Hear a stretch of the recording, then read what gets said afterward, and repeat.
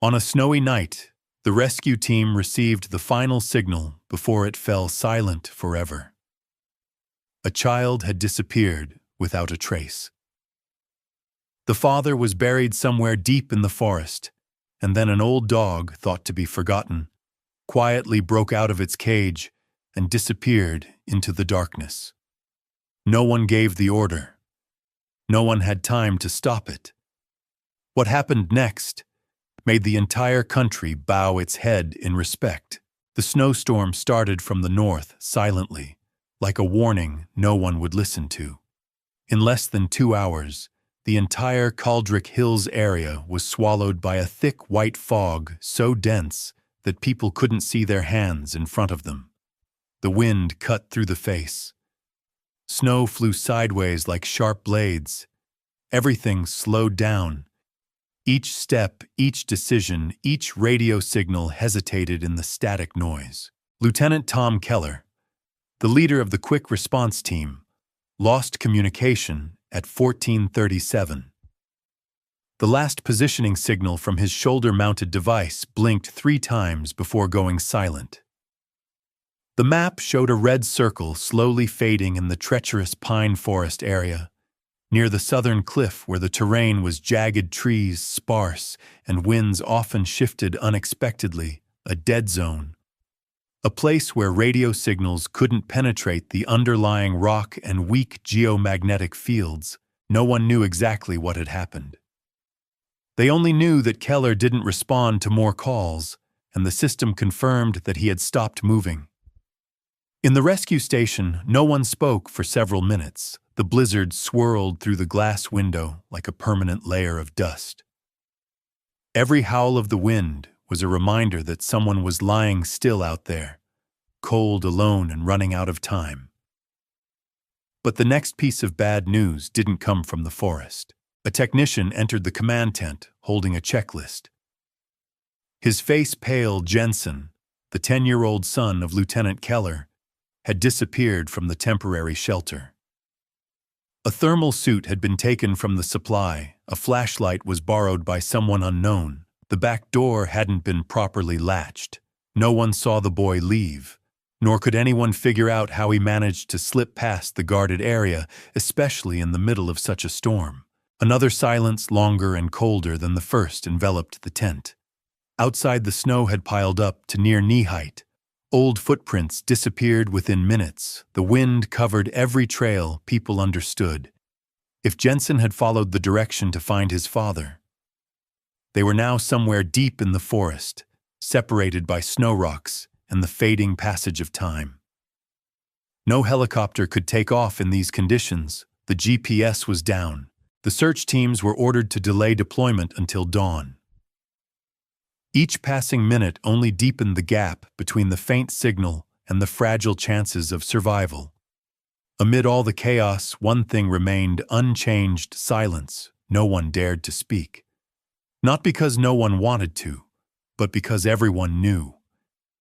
If they spoke now, they would have to admit something no one wanted to say aloud. We've lost 2 people, 1 man and 1 child. The name Bruno in the rescue station had been forgotten. The newcomers only knew it as an old dog, long retired from duty, no longer trained, no longer reactive, just quietly lying in the corner of the cage each day like a living thing forgotten by time. But those who had been there long enough remembered. And they remembered not only for what Bruno had done, but for the one thing it couldn't do. Bruno had been a veteran K9 in the Highland Quick Response Team, a purebred Malinois with incredible endurance and an instinct considered like a biological radar.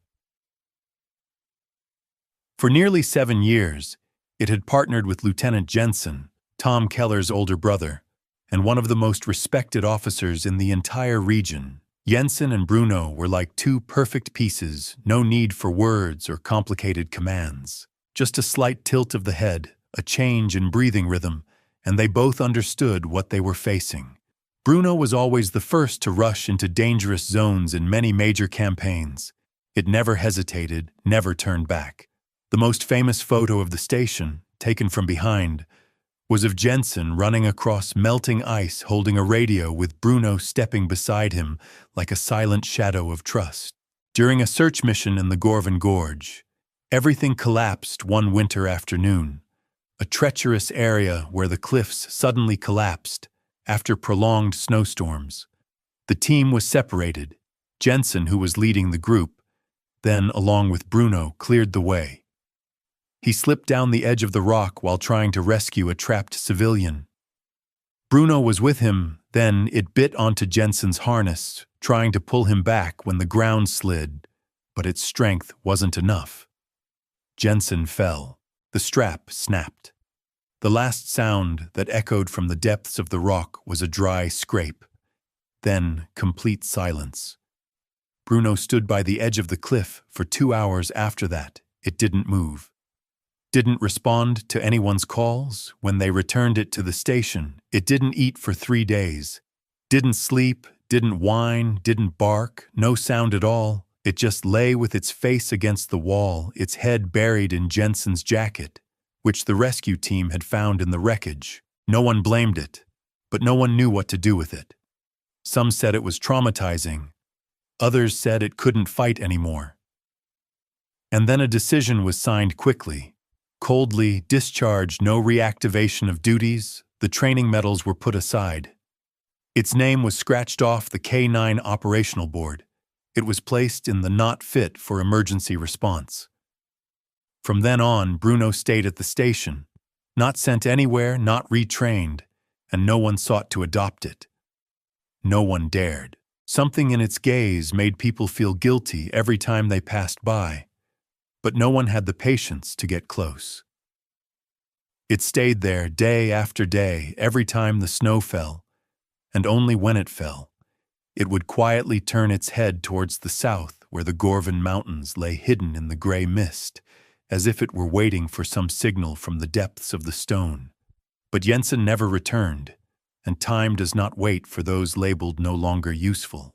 Bruno was never called by name in any memorial ceremony.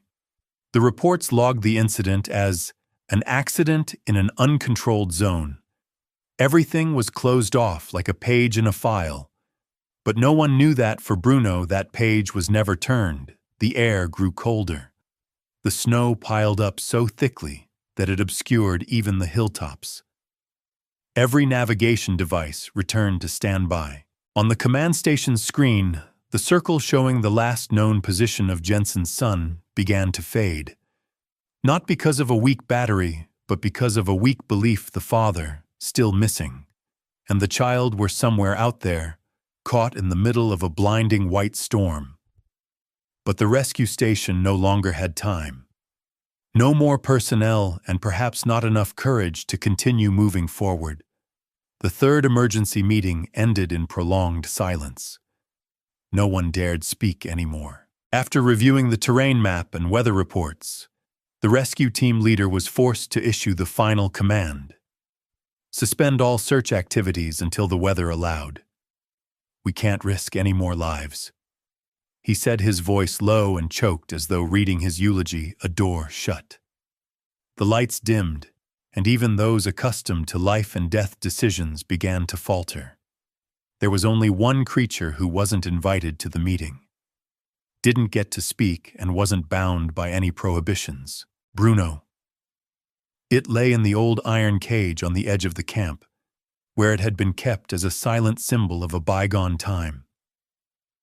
The light from the halogen lamp outside the yard shone into its eyes, causing its yellow pupils to gleam like a mirror reflecting memories. The snowstorm was nothing new to Bruno, and neither was hesitation. It had witnessed humans hesitate at boundaries. It had once failed to save the one it loved most, not because it lacked the strength, but because restraints, commands, and limitations held it back. This time it wouldn't be. No one knows how it did it, but the cage door was open around 2 a.m. when the camp was in a restless sleep. No noise, no alarms, just a small crack, and a light, wet footprint pressed into the snow outside the door Bruno had left. It wasn't wearing a leash, no GPS tracker, no handler, no commands. It only carried the scent of Jensen that lingered on the jacket hanging near the exit. And that name, Jensen, like a scar that never healed in its memory, now revived in a different form. It crossed the camp yard, not looking back. Quietly, like an old shadow fading into the white storm. The wind couldn't stop it. The snow couldn't cover its tracks, because Bruno wasn't looking for a way back. It moved as if this was the only thing left in its life that it could still get right. When the on-duty staff discovered it, morning had already broken. The cage was empty. The leash hung loose, and the old paw prints that marked the path had disappeared under 4 hours of heavy snow. No one knew which direction Bruno had gone. Bruno crossed the forest, as if it had never left this place. The snow was deep, reaching up to its chest, the wind biting at its face, but every branch, every fallen log, every mist-covered crevice in the rocks didn't make it hesitate. The scent of Jensen was faint, thin, almost lost in the cold air. But Bruno still tracked it down. Not with its nose, but with something more profound. Memory instinct and a bond that had never been severed between two lives bearing the same name. The boy was found just before midnight, curled under a rocky outcrop, his coat soaked through, clutching a frozen backpack. Jensen's face had turned blue, his lips tinged with blood from the biting cold. His flashlight had gone out. His eyes were barely open, like they were caught between sleep and wakefulness. He didn't cry, didn't call out. He only breathed weakly, like a flickering flame ready to go out. Bruno approached silently. It licked the boy's cheek gently, one hind softly, as though calling a name without words. Then, without waiting for a response, it lay down, pressing its back against Jensen's body, curling around him to form a windbreak, its head resting on the boy's shoulder like a living blanket. Within minutes, warmth began to spread. Not much, but enough to prevent the cold mist from reaching the child's heart and lungs. But Bruno didn't stop there. Not far from where Jensen lay, the smell of diluted blood and mud had already settled in the air. Bruno tracked it like a familiar signal. The scent of life still hanging on, but nearing the brink. The father, Tom Keller, was found under a broken tree, his leg trapped bleeding and his head dizzy but still breathing. One hand was pressed against his stomach. The other clutched a broken radio. The signs of life were so fragile that if they had been delayed by another half hour, everything would have been a memory. Bruno didn't bark. It didn't whine in panic like an animal. It ran back to Jensen, positioning itself between the father and son, arranging its body so that its chest was pressed against the child, its back shielding the man, its head pointed towards the sky, as if calculating each wind direction, each breath of heat escaping. And then when the first helicopter flew overhead, peeking through the mist, Bruno lifted its head and let out a low, rumbling growl, short and sharp. Not a panicked howl, but a signal, the growl repeated 3 times. Then silence. 2 more times, a familiar rhythm, a familiar code that only those who had worked with K9 dogs would recognize. There are people alive this way. On the helicopter, the coordinator heard it. He turned sharply to the pilot, lowering the altitude. The first flashlights pierced through the mist, and when the light shone down into the hollow ground at the edge of the hill, they saw 3 shapes covered in snow. The father, the child, and a dog lying in between. Still eyes, open breath as thin as mist. No one understood how Bruno led them to the right spot. No one could explain why it knew the 2 of them were so close to each other. But everyone could see one thing clearly: without it, there would have been no one left to save. As the helicopter's rotor blades reached the treetops, the rescue team began to descend, but the ground trembled. In the blink of an eye, the sharp crack of snow, sliding ice cracking, and rocks tumbling mixed, as if the entire forest were inhaling deeply before collapsing. The first soldier shouted, signaling the retreat, but it was too late. A mass of snow surged, broke apart, and slid down the slope. Snow dust flew and branches snapped like arrows cutting through the wind. At that moment, Jensen stood up, hearing his father's faint call from behind, and took a step away from where Bruno was shielding him. Bruno saw it.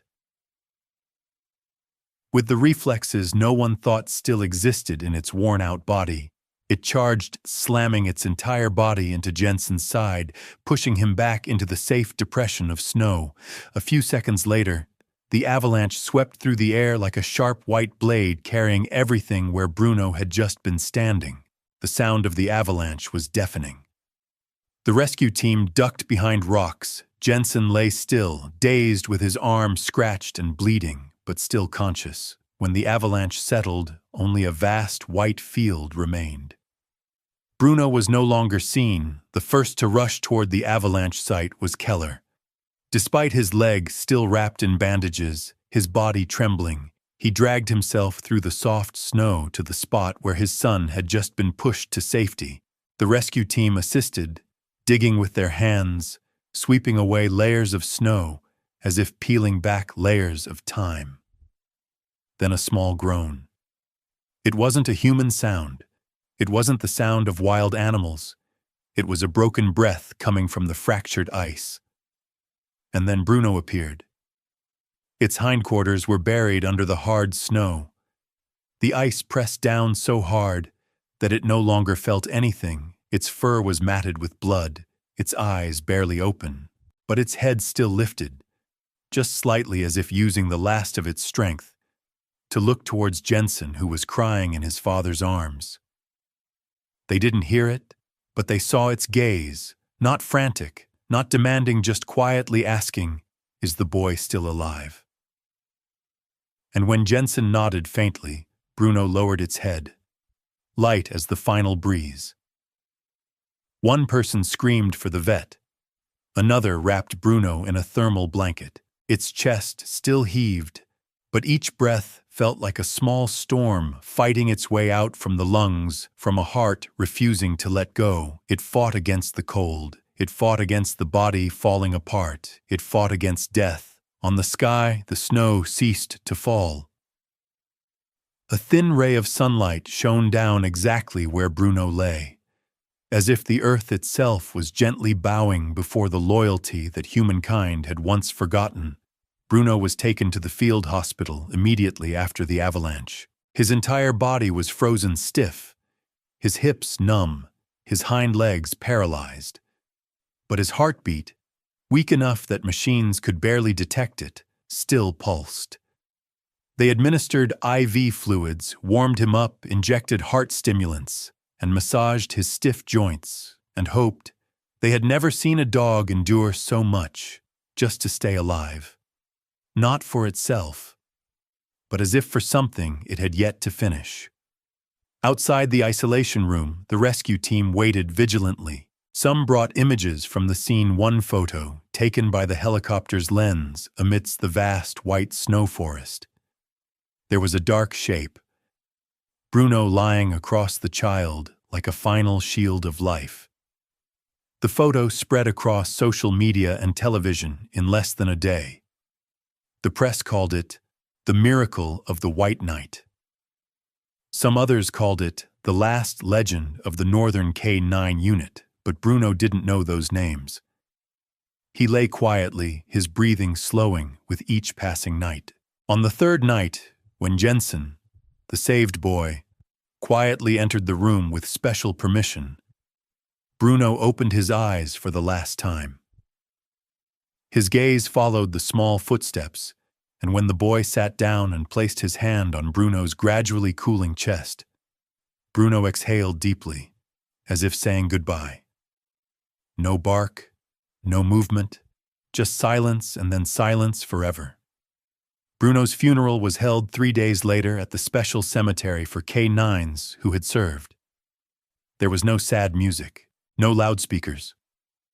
Only the silent fall of snow and hands placing flowers one by one with no words exchanged. Tom Keller stood at the back of the line. He placed the old collar on Bruno's grave, the buckle broken but the silver tag still intact, engraved with the words K9 BR07. His eyes were swollen and red but steady. Beside him, Jensen held his father's hand. He didn't ask anything.